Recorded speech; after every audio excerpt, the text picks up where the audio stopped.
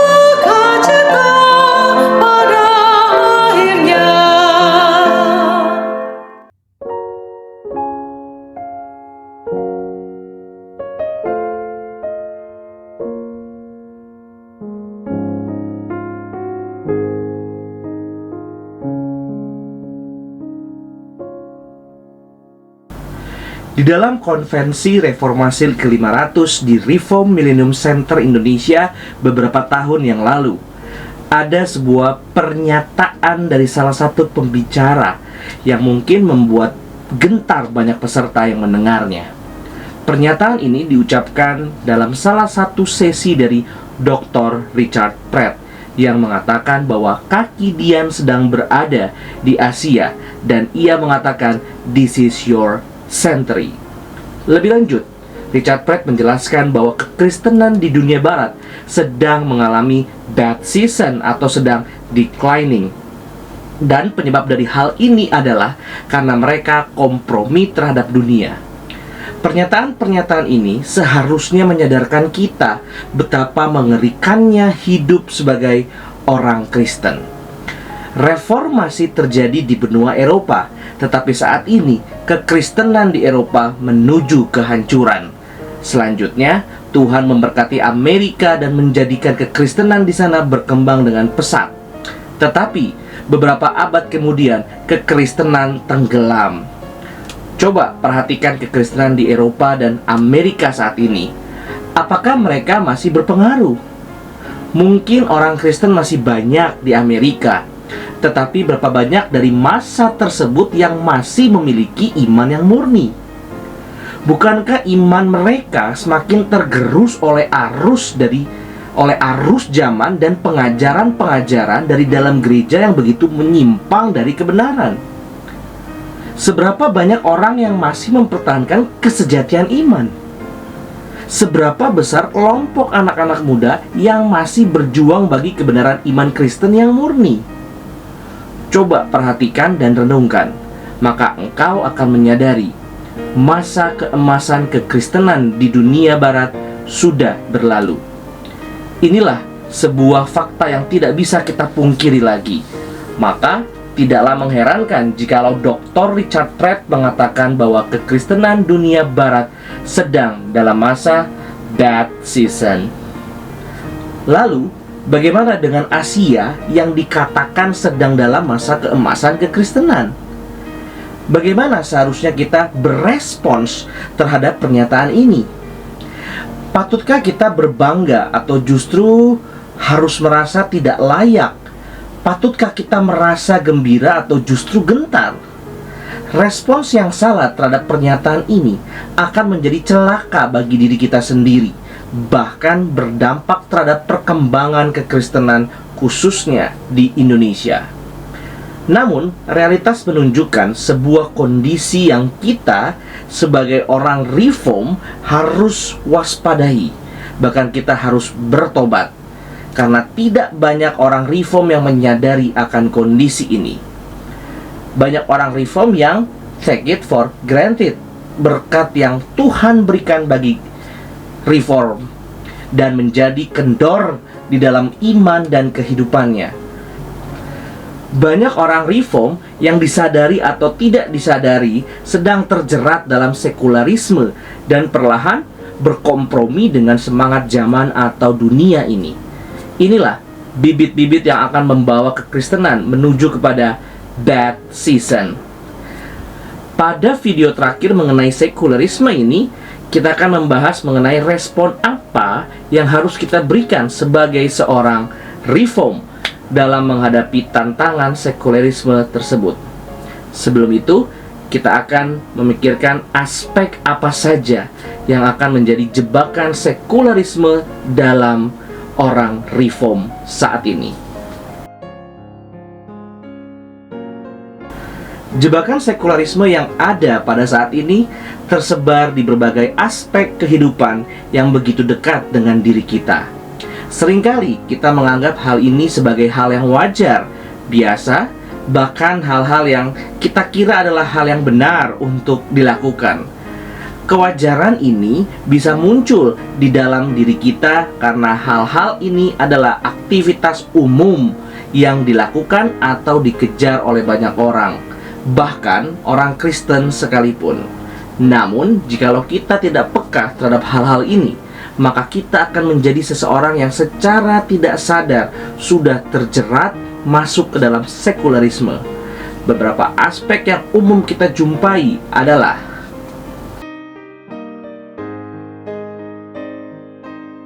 semenjak dijadikannya uang sebagai alat tukar universal, kehidupan manusia dikendalikan oleh hal tersebut. Segala sesuatu yang mereka kerjakan diorientasikan kepada aspek materi tersebut. Hal ini diperkeruh dengan perkembangan dalam dunia industri maupun teknologi informasi yang menjadikan pergerakan dunia bisnis dan ekonomi menjadi semakin cepat. Sebagai seorang Kristen, kita tidak masalah dengan perkembangan teknologi seperti ini, karena perkembangan itu sendiri merupakan mandat yang Tuhan berikan. Namun, yang menjadi masalah adalah manusia berdosa yang mengotori perkembangan ini dengan ambisi berdosanya. Sehingga, semakin berkembang dan maju peradaban manusia, semakin rusak dan mundur manusia di dalam segi moral, kebijaksanaan, bahkan di dalam iman. Akibatnya, perkembangan dunia bisnis dan ekonomi menjadikan manusia jauh dari Allah dan terjerat dalam kehidupan yang mengejar harta. Harta disamaratakan dengan kekuasaan, sehingga benarlah yang Alkitab katakan bahwa sulit bagi seorang kaya untuk masuk ke dalam surga. Alasannya, karena mereka membangun otoritas diri berdasarkan harta dan kebahagiaan diri berdasarkan tingkat konsumsi. Mereka sulit sekali untuk tunduk kepada kebenaran dan hidup takluk kepada Allah, karena bagi mereka kebenaran dapat dipermainkan dengan harta. Inilah aspek sekularisme yang banyak sekali menjerat orang reform atau orang Kristen saat ini. Semakin tingginya tuntutan standar hidup menjadikan orang Kristen memiliki pemikiran yang berorientasi hanya kepada materi. Ketika memasuki dunia kerja, banyak orang muda Kristen yang mengurangi porsi pelayanan dengan dalil pekerjaan pun adalah pelayanan bagi Tuhan. Padahal, ambisi dari dalam hatinya hanyalah untuk membangun kerajaannya, bukan kerajaan Allah. Ini adalah aspek autonomi yang pertama.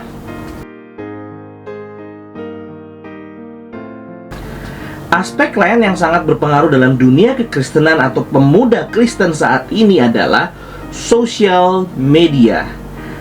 Kehidupan manusia saat ini hampir tidak dapat terlepas dari dunia media sosial. Perkembangan teknologi dalam aspek media sosial merupakan sebuah penerobosan dalam dunia komunikasi, karena dapat meringkas aspek jarak di dalam komunikasi. Namun, media sosial yang ada saat ini bukan hanya menjadi sebuah media komunikasi, tetapi juga menjadi wadah bagi seseorang untuk membangun identitas, dunia, bahkan kebenarannya sendiri. Salah satu aspek yang menjadi kebahayaan dalam media sosial adalah kebebasan dalam menyatakan segala sesuatu dan kebebasan menjadi siapapun. Segala bentuk informasi, bahkan informasi yang menyesatkan pun atau hoax, dapat dianggap sebagai kebenaran tergantung interpretasi dan keputusan dari pembaca maupun pendengar. Akibatnya, kebenaran adalah kebenaran yang bergantung kepada subjek pembacanya. Di sisi lain, kita pun diberikan ruang untuk membangun diri kita untuk menjadi siapapun yang kita mau. Jadi, manusia diberikan ruang di dunia media sosial untuk membangun otoritas dirinya dan menjadi penentu dalam segala sesuatu yang ingin dia kerjakan tanpa perlu tunduk kepada otoritas lain. Inilah pemanfaatan media sosial yang menyimpang dan menjerat manusia untuk menjauh dari kebenaran sejati yang seharusnya menjadi dasar dalam membentuk kehidupan mereka. Salah satu efek samping dari filsafat postmodern adalah munculnya kelompok-kelompok yang mengakomodasi hal-hal yang dianggap marginal, tabu, bahkan dianggap sebagai kriminalitas. Beberapa tahun lalu kita pernah mendengar adanya kelompok pedofil di dalam media sosial yang berkumpul membentuk komunitas. Selain itu, baru saja merebak karena mendapatkan angin segar secara legalitas adalah kelompok LGBT. Ini adalah bentuk-bentuk kelompok yang secara etika dahulu dianggap sebagai tidak etis, bahkan kriminalitas. Namun pada saat ini mereka membentuk komunitas yang menunjukkan solidaritas bagi sesamanya. Selain kelompok seperti ini, masih banyak bentuk kelompok lain yang membentuk komunitas-komunitas solidaritas bagi sesama yang mengakomodasi berbagai tipe orang. Akibatnya, setiap orang dengan berbagai pribadi dan karakter akan memiliki wadah untuk mengaktualisasikan dirinya, bahkan untuk hal berdosa sekalipun. Hal ini menjadi lampu hijau bagi generasi muda tentunya untuk menjadi dirinya sendiri tanpa ada suatu desakan untuk mengubah dirinya menjadi seorang yang berkenan dan memuliakan Tuhan. Akibatnya, kita akan berhadapan dengan sekelompok orang yang tidak peduli dengan berbagai ajaran firman Tuhan, karena merasa dirinya tidak perlu diubah dan tetap ada yang mau menerimanya. Industri pariwisata adalah industri yang mengalami pertumbuhan sangat pesat dalam beberapa tahun terakhir ini. Menurut analisis beberapa pakar, hal ini disebabkan gaya hidup dari kaum milenial yang cenderung menyukai petualangan ke berbagai tempat. Ada yang senang bertualang ke berbagai negara. Ada juga yang senang melihat pemandangan alam yang eksotis. Di sisi lain, pemanfaatan waktu luang atau rekreasi leisure time dengan berbagai macam hobi pun menjadi tren yang merebak saat ini. Semua hal ini menunjukkan sebuah semangat zaman yang ingin menekankan generasi muda atau manusia untuk enjoying yourself, sehingga mereka bereksplorasi merasakan berbagai macam hal demi kepuasan diri. Namun, hal ini menjadi sebuah ironi karena segala bentuk petualangan maupun pemuasan yang mereka lakukan hanya bersifat sementara dan sebuah pelarian dari realitas hidup. Ada seseorang yang mengatakan demikian, "They are going everywhere, but in reality they go nowhere. They are enjoying everything, but in reality they enjoy nothing." Kalimat ini menggambarkan kondisi manusia saat ini. Mereka pikir sedang menikmati petualangan dan waktu luang mereka atau rekreasi mereka, tetapi sebetulnya mereka sedang menghabiskan waktu hidupnya dalam kesia-siaan. Mereka pikir hidup mereka adalah realitas, tetapi sesungguhnya mereka sedang lari dari realitas yang sesungguhnya, yaitu hidup taat dan memuliakan Tuhan.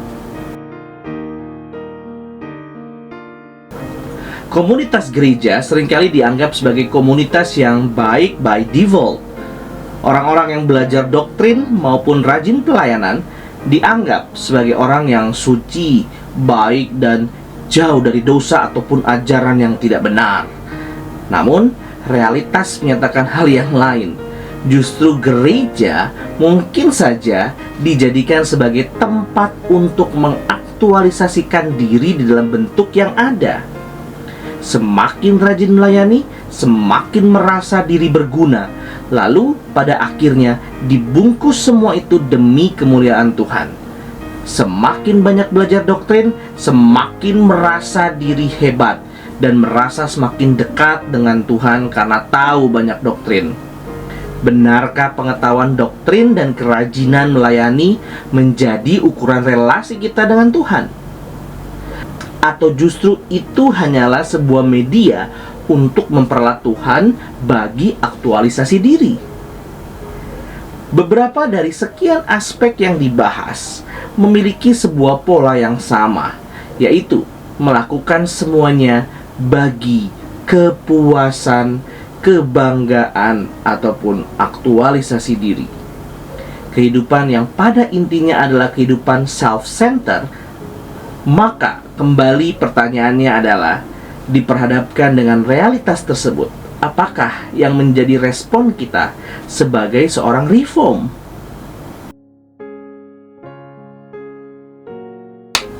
Reformasi tercetus dengan semangat memberikan diri bagi Tuhan. Semangat ini bertolak belakang dengan sekularisme yang menarik seluruh perhatian di sekitarnya bagi diri. Bahkan Tuhan pun diperalat bagi kepentingan diri. Para reformator adalah orang-orang yang tidak lagi peduli kepentingan, kenikmatan, atau pencapaian ambisi diri. Keinginan hati mereka adalah kehendak Tuhan dinyatakan di atas dunia ini. Tidak peduli konsekuensi yang harus mereka tanggung. Inilah semangat sejati dari kekristenan, memberikan diri bagi pekerjaan Allah dan menjadi berkat bagi sesama.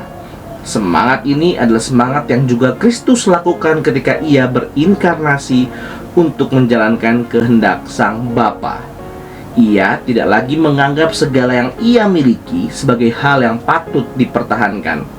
Ia, Yesus, secara aktif menaati kehendak Sang Bapa. Pendeta Stephen Tong mengatakan hal ini adalah keaktifan untuk menjadi pasif atau aktif untuk tunduk kepada Bapa. Inilah semangat yang seharusnya dimiliki oleh seorang Kristen di tengah godaan sekularisme. Semangat untuk mau takluk kepada Allah dan memberikan diri untuk menjalankan kehendak Allah. Apakah hidup kita selama ini adalah kehidupan God-centered atau justru menjadi self-centered? Biarlah kita meneladani Kristus yang merelakan dirinya mengambil rupa seorang hamba dan sepenuhnya taat hingga ia disalibkan. Terima kasih.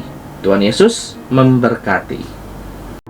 Puji Allah, puji Allah, puji Allah Tritunggal.